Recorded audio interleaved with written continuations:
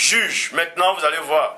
Il y a de ceux qui se disent pasteur, révérend, bishop, maréchal, apôtre, bishop, docteur, pasteur des pasteurs.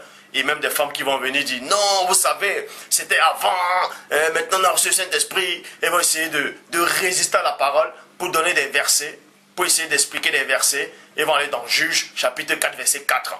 Juge 4, 4, qui dit, on parle bien, dans Juge 4, 4, on parle bien, Juge chapitre 4, verset 4 à 5, on parle bien de Déborah.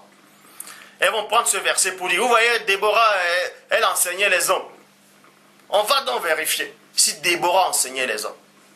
Juge, je vous exalte. Juge chapitre 4, verset 4 à 5. Dans ce temps-là, Déborah, prophétesse, elle était prophétesse. Prophétesse, femme de Lapidote, était juge en Israël. Était juge. Elle était prophétesse et elle était juge en Israël. Elle siégeait sous le palmier. Elle siégeait sous le palmier et non dans le temple, et non dans l'assemblée, et non dans l'église. Elle était dehors. Il est dit qu'une femme ne doit pas enseigner. Elle était dehors, sous les palmiers. Est-ce qu'il y a des palmiers dans le temple? Est-ce qu'il y a des palmiers dans l'église? Est-ce qu'il y a des palmiers dans les assemblées? À moins que vous preniez des palmiers artificiels, mais c'était dehors. Elle siégeait sous le palmier de Déborah, entre Rama et Bethel, dans la montagne d'Éphraïm, dans la montagne. Vous voyez, c'était sur la montagne. Donc il n'y a pas la montagne dans les églises. Sur la montagne. Et les enfants d'Israël montaient vers elle pour être jugés. Montaient vers elle pour être jugés et non pour être enseignés. Allez sur Google, Yahoo, Wikipédia, vous tapez juge. Vous tapez juge. Définition de juge, c'est quoi? C'est un magistrat qui remplit une fonction de jugement et non d'arbitrage dans une plaidoirie, domaine juridique, qui est donc chargé de trancher les litiges opposant des parties. Donc, nullement un juge n'enseigne. Un juge n'enseigne pas. Il est là pour trancher. Il est là pour juger. Il n'enseigne pas. Donc, il y a des gens qui posent il y a des avocats, mais ici on ne vous a pas dit qu'il y avait des avocats. Mais les enfants d'Israël sont venus, ils exposent les problèmes à Déborah en disant, tiens, l'autre m'a volé mon bœuf, l'autre m'a volé mon âne, l'autre m'a volé mes fruits, il m'a fait ceci, il m'a fait cela.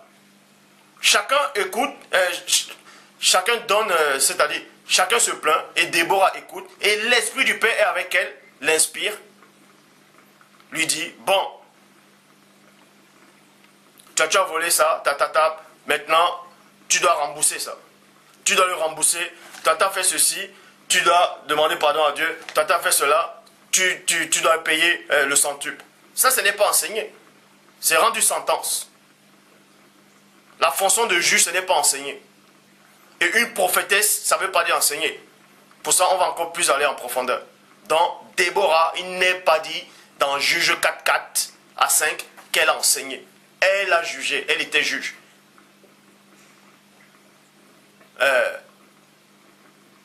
Comment il s'appelle? Samson était juge. Est-ce qu'il enseignait? Un juge n'enseigne pas. Les juges n'enseignent pas. Donc, Déborah n'a pas enseigné la parole. Elle était juge. Pour tous ceux qui vont dans ce verset pour dire ouais, une femme était juge, elle jugeait les enfants d'Israël, elle n'enseignait pas les enfants d'Israël. Donc, maintenant on va dans Luc, chapitre 2, verset 36 à 38. On va parler de Siméon, un homme pieux.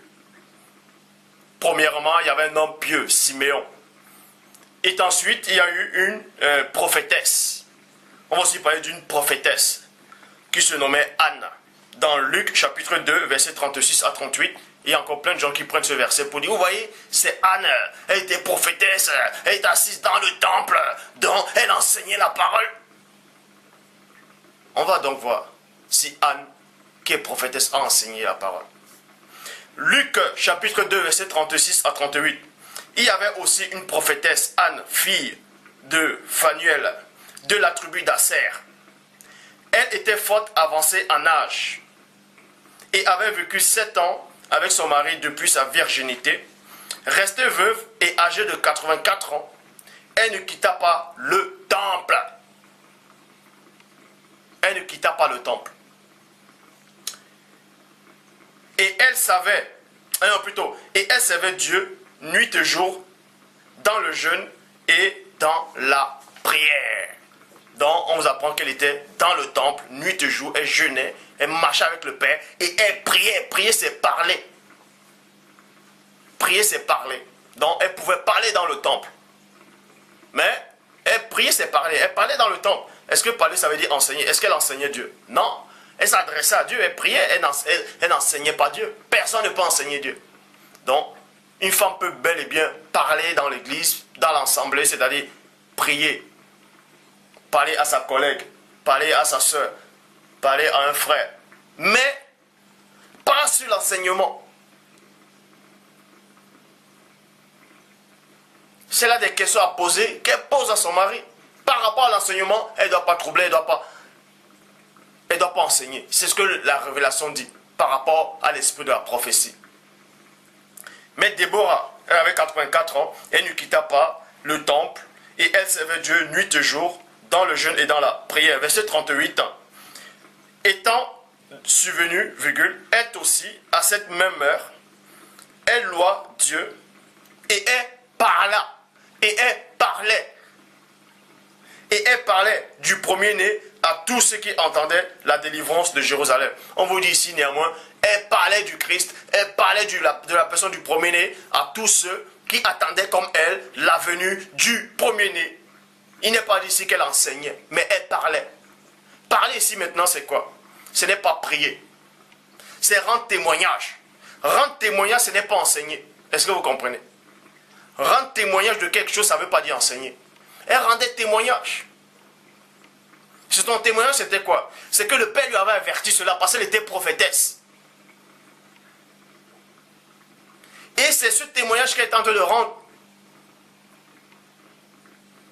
Elle rendait ce témoignage que ce fils-là est venu. Que bel et bien, ce fils-là, il est là. Il est né parce que le Père me l'a dit, mais elle n'est pas en train d'enseigner. Elle est juste, parce qu'elle était prophétesse. Une prophétesse, c'est quoi? Tu prédis des choses. Tu dis peut-être demain, il y aura un cataclysme. Je dis, tiens, demain, il y aura un cataclysme. Dieu m'a dit, il y aura un cataclysme demain. Pas, je ne vous ai pas enseigné. Je vous ai juste dit ce qui va arriver demain. Ça, ce n'est pas l'enseignement.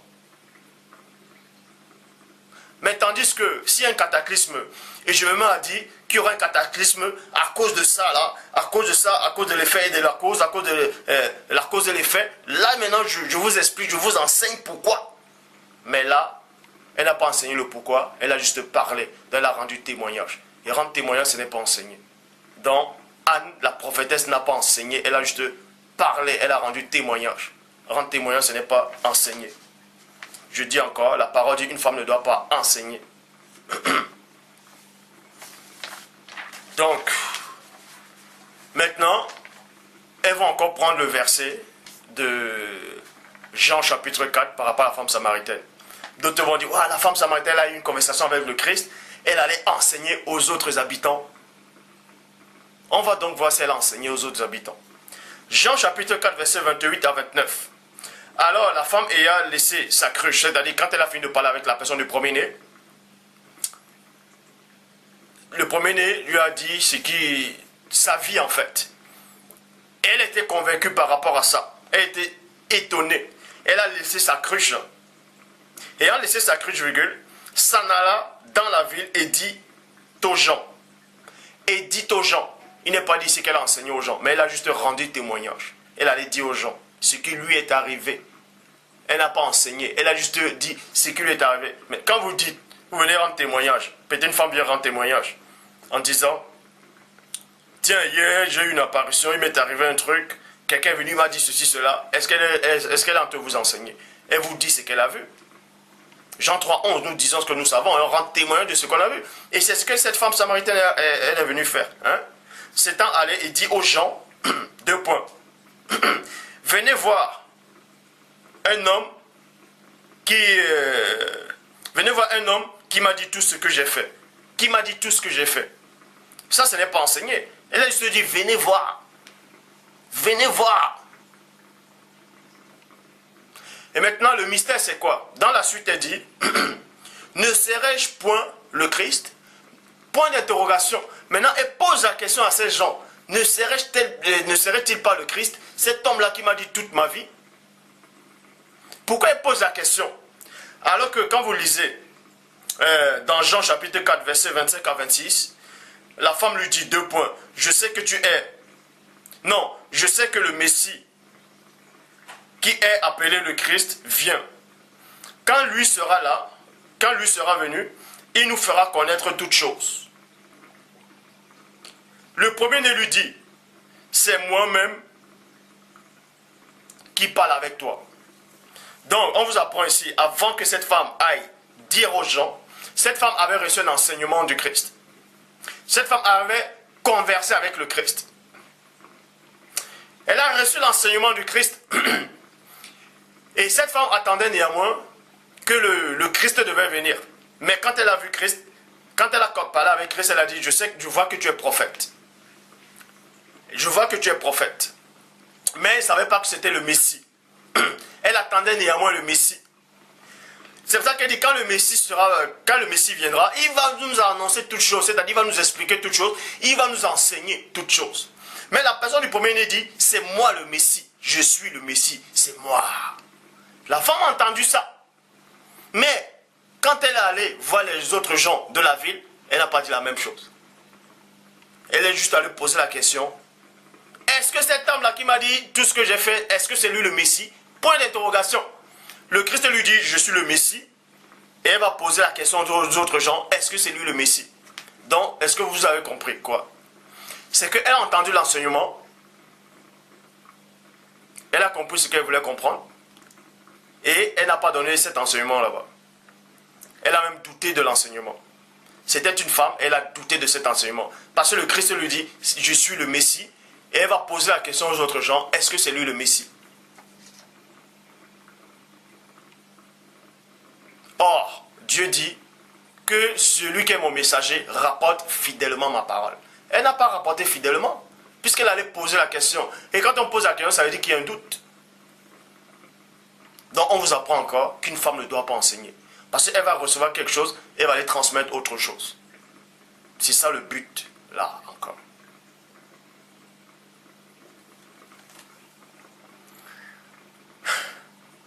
Actes des Apôtres, chapitre 16, versets 13 à 14.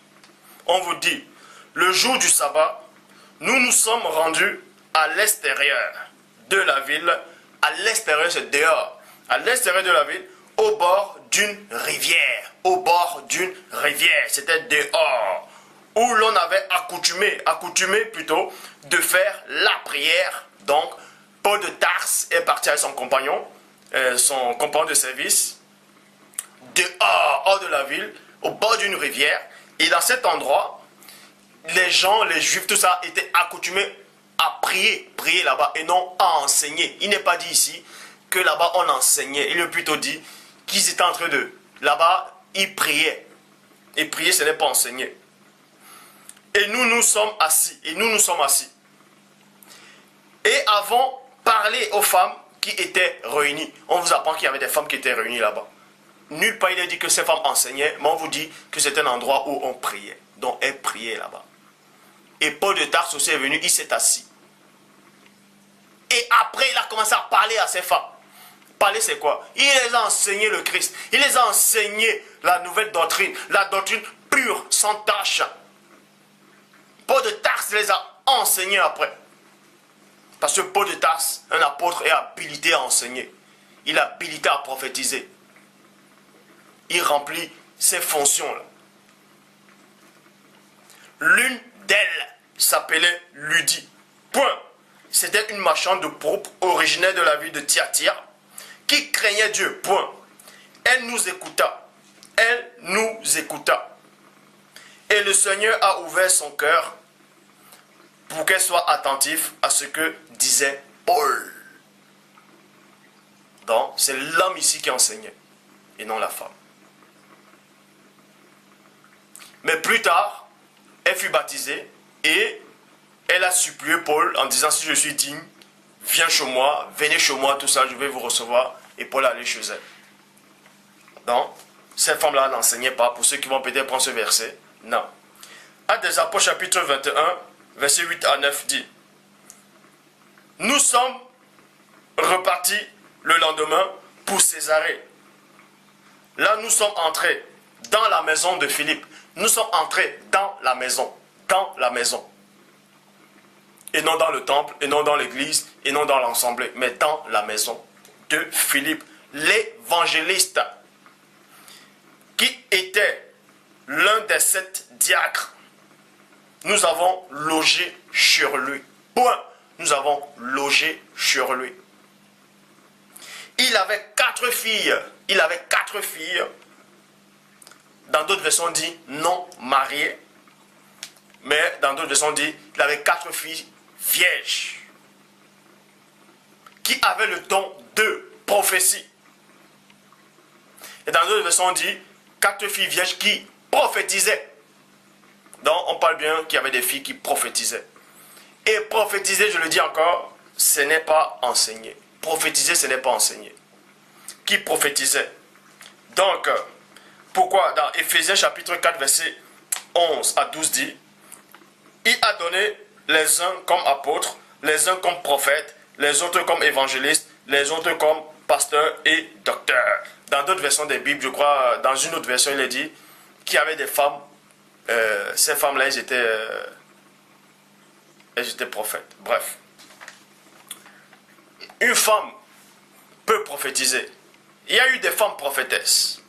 Parce que si on empêche à une femme de prophétiser, c'est qu'on va contredire Joël 2, 28, qui dit: après cela, je reprendrai mon esprit sur toute chair, virgule. C'est même pas sur toute chair. Parce que Ésaïe 44, verset 3 a bien parlé de ça. On dit sur ta race. Vos filles, non, vos fils et vos filles, et femmes prophétiseront et non enseigneront. L'esprit ne se trompe pas. Vos filles prophétiseront, ça ne veut pas dire enseigneront.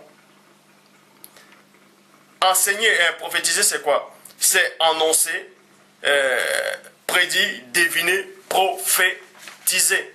Vous voyez? C'est prophétiser. Dans Romains chapitre 16 au verset 3 dit: saluez Prisca et Aquilas, mes compagnons d'œuvre en premier-né, c'est-à-dire dans le premier-né. Paul était apôtre. Et maintenant on dit ici: saluez-moi mes compagnons. On parle bien d'un mari, d'un homme et d'une femme.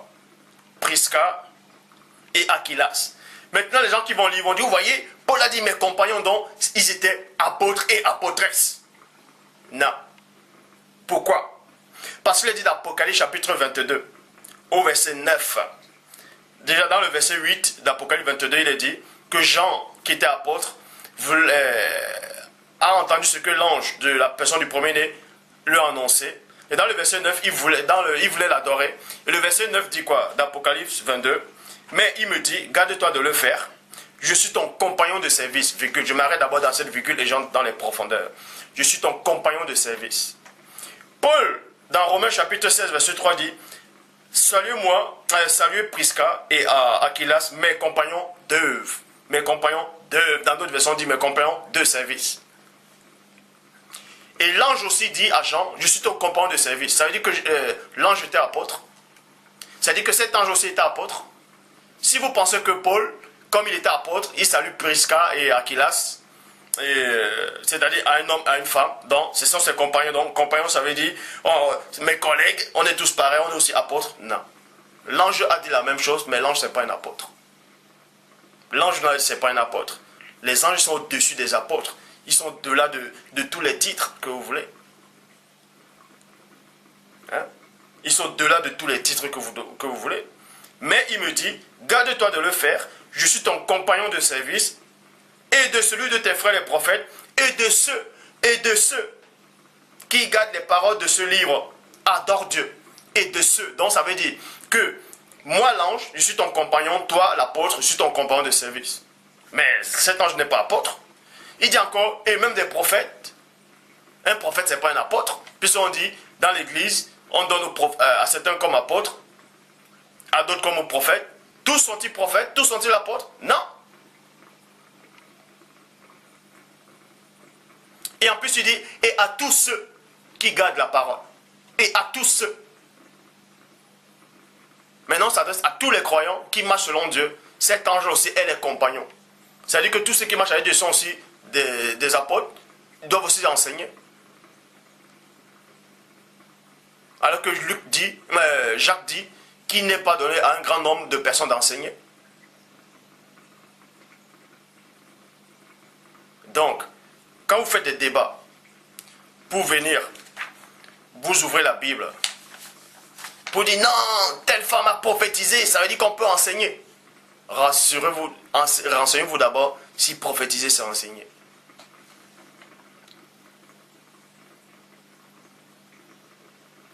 Il y a des prophètes qui ont enseigné, mais la parole a expressément dit que vos filles prophétiseront et non enseigneront. Ézéchiel chapitre 13, verset 17. Et toi, fils d'homme, porte tes regards sur les filles de ton peuple qui prophétisent selon les propres cœurs et prophétisent contre elles. Donc, j'en ai terminé.